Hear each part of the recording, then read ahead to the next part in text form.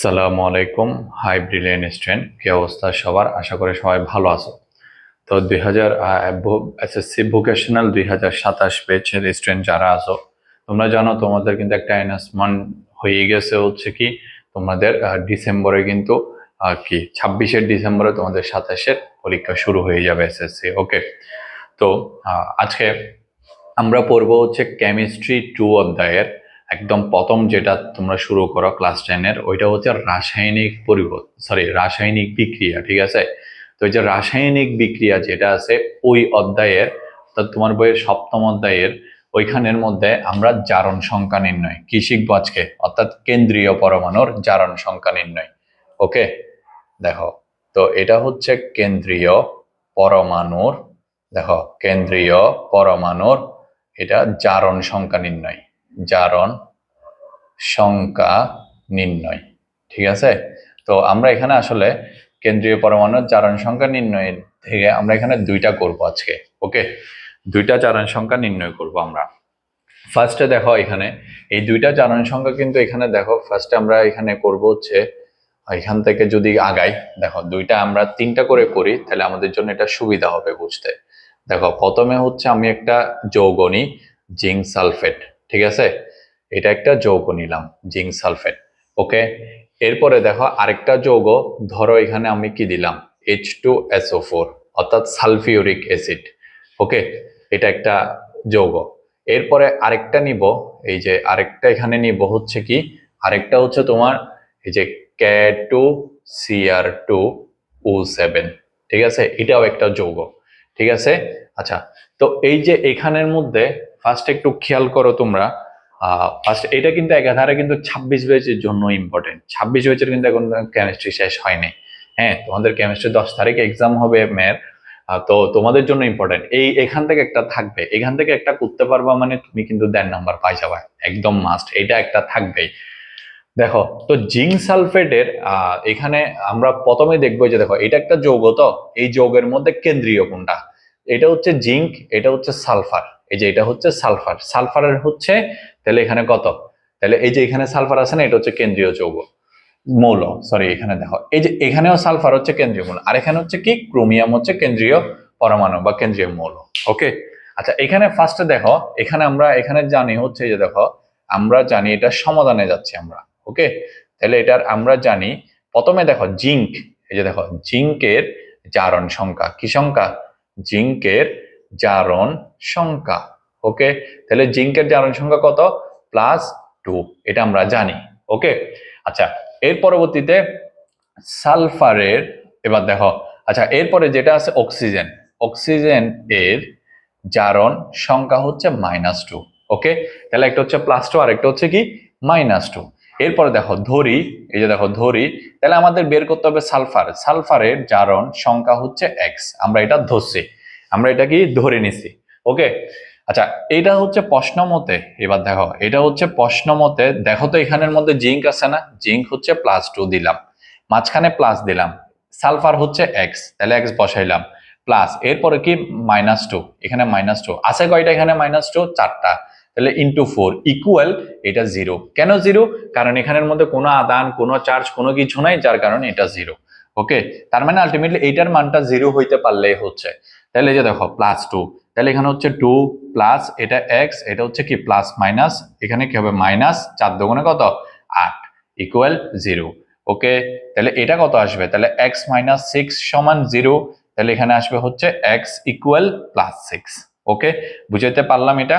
তাহলে দেখো x equal যদি এখানে যদি +6 আসে, তাহলে আমরা এখানে সুতরাং লিখবো হচ্ছে সালফার এর জারণ সংখ্যা, কি সংখ্যা, সালফারের জারণ সংখ্যা হচ্ছে +6, এটা হচ্ছে আমাদের আনসার। ওকে, তাহলে এটা হচ্ছে গেল।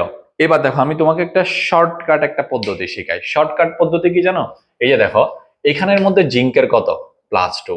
ঠিক আছে, এখানের মধ্যে তাহলে জিঙ্কের কত +2, এখানের মধ্যে ইয়ার কত -2, তাহলে -2 আর +2 মিলে কত হবে এখানে, তাহলে 8, তাহলে এটা কত হবে, মানে এখানে চারটা না, তাহলে -2, মানে এটা পুরো আলটিমেটলি 0 করার জন্য দেখো -8, এটা হচ্ছে কি +2, তাহলে এটা 0 করার জন্য আর কত দরকার +6। এভাবেও করতে পারো, কিন্তু এভাবে করবা না, ম্যাথমেটিক্যাল টার্ম করতে হবে, তো এভাবে করবা, তাহলে জিনিসটা সুন্দর হবে। আচ্ছা এরপরেরটাতে আমরা যাই। তাহলে এবার দেখো এখানে কি, তাহলে এখানে প্রথমে আমরা লিখবো হচ্ছে আমরা জানি, ঠিক আছে। তাহলে আমরা জানি হাইড্রোজেন এর জারণ সংখ্যা, ওকে।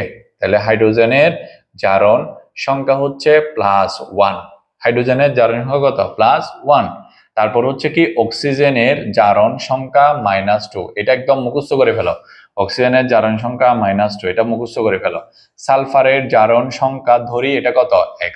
তাহলে প্রশ্ন মতে দেখো এগুলো খুব ইজি বের হয়ে যায়। এটা কত আছে, +1, ইন্টু আছে কয়টা, দুইটা, এই জন্য 2, প্লাস মাঝখানে x হচ্ছে একটা, এরপরে -2, আর এটা হচ্ছে কয়টা, চারটা, ইকুয়াল কত, 0, ওই যে অক্সিজেন চারটা সেজন্য। তাহলে এটা হবে 2 একে 2, প্লাস এটা হচ্ছে x -8 ইকুয়াল 0। তাহলে এটাও কত হবে, x -6 ইকুয়াল 0। তাহলে এটাও হবে হচ্ছে কি x ইকুয়াল +6। তাহলে সুতরাং এটারও কি সালফারের জারণ সংখ্যা, কি সংখ্যা, সালফারের জারণ সংখ্যা কত, +6 আনসার, ওকে। তাহলে এটাও বুঝে গেছি আমরা।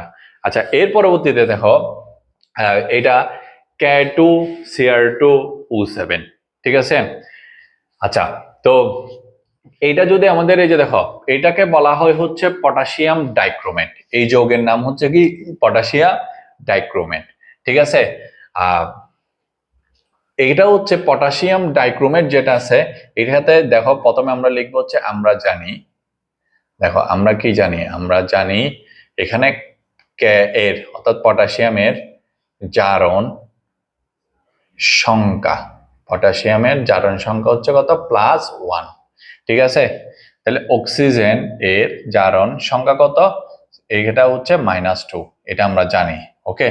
আচ্ছা, ধরি তাহলে এবার দেখো ক্রোমিয়াম এর জারণ সংখ্যা হচ্ছে কত, এটা হচ্ছে x, এটা আমরা ধরে নিই, ঠিক আছে।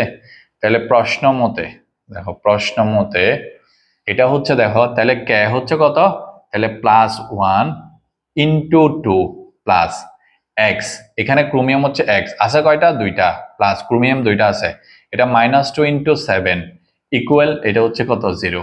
তাহলে এটা হচ্ছে 2 প্লাস এটা হচ্ছে 2x -14 সমান 0। তাহলে এটা কত হবে, এখানে 2 এখানে -14, তাহলে এটা কত, 2x -12 সমান 0। তাহলে এটা থাকবে হচ্ছে 2x সমান 12। তাহলে x এর মান কত হবে, x সমান হচ্ছে 2 বাই এটা, এরপর এটা কত হবে, x সমান কাটাকাটি করলে +6 আনসার। তাহলে এই যে দেখো, তাহলে ক্রোমিয়ামের জারণ সংখ্যা +6 আনসার, ওকে। বুঝাইতে পারছি। দেখো তাহলে এই জিনিসটা কত সুন্দর হয়েছে না, মানে এটা কিন্তু আমরা খুব ভালোভাবে পড়ে ফেলছি। দেখো তাহলে এখানে আমরা কি বলবো, এটা হচ্ছে জিঙ্ক সালফেট, এটার নাম হচ্ছে কি, জিঙ্ক সালফেট, এগুলো একটু লিখে নাও, হ্যাঁ, যাতে ভুল না হয়, জিঙ্ক সালফেট। আর এটা হচ্ছে সালফিউরিক অ্যাসিড, এটা হচ্ছে কি সালফিউরিক অ্যাসিড, এটা হচ্ছে কি সালফিউরিক অ্যাসিড। আর এখানে যেটা আছে এটা হচ্ছে পটাশিয়াম, পটাশিয়াম ডাইক্রোমেট, ঠিক আছে, এটা হচ্ছে পটাশিয়াম ডাইক্রোমেট, ঠিক আছে। এরপরে দেখো তাহলে এগুলো একটু খুব ভালো মতো আমাদের রাখতে হবে। তাহলে এগুলো আমরা বুঝছি, এখান থেকে একটা পাবা, আমি তোমার জন্য আর দুইটা দিই, এগুলো একটু করবা। একটা হচ্ছে কপার সালফেট, ঠিক আছে, এটা একটা করবা কপার সালফেট, আর একটা হচ্ছে KMnO4, ঠিক আছে, পটাশিয়াম পারম্যাঙ্গানেট, এটা হচ্ছে কপার সালফেট। দেখো কপার সালফেট, আর এই যে এটা হচ্ছে পটাশিয়াম, এটা হচ্ছে কি পটাশিয়াম পারম্যাঙ্গানেট, ম্যাঙ্গানেট, ওকে। তাহলে যে দেখো এখানে কেন্দ্রীয় মৌল কি আছে, এখানে কেন্দ্রীয় মৌল হচ্ছে এখানে S, আর এখানে হচ্ছে Mn, এটা হচ্ছে কেন্দ্রীয় মৌল। তো এখানের মধ্যে পারবা কপারের হচ্ছে কত, +2, আর অক্সিজেনের তো -2, আর এখানে K এর মান হচ্ছে +1, আর অক্সিজেনের হচ্ছে -2, ঠিক আছে। তাহলে এই যে দেখো, তাহলে এখানের মধ্যে দেখো তোমরা এখানে যখন এগুলো তো বের করে ফেলছি, তোমরাও এটা একটু বের করে ফেলবা, ঠিক আছে।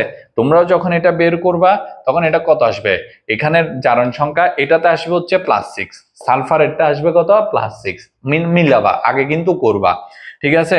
আর পটাশিয়ামের যেটা আছে এই যে এখানের মধ্যে, তাহলে এটা কত আসবে, হ্যাঁ, এটা এটা হচ্ছে ম্যাঙ্গানিজ, এটা আসবে হচ্ছে তোমার +7। এটা কত আসবে? এটা আসবে হচ্ছে তোমার +7। বুঝাইতে পারলাম এখন জিনিসটা? তাহলে দেখো এটা আসবে +7 আর এটা আসবে হচ্ছে কত?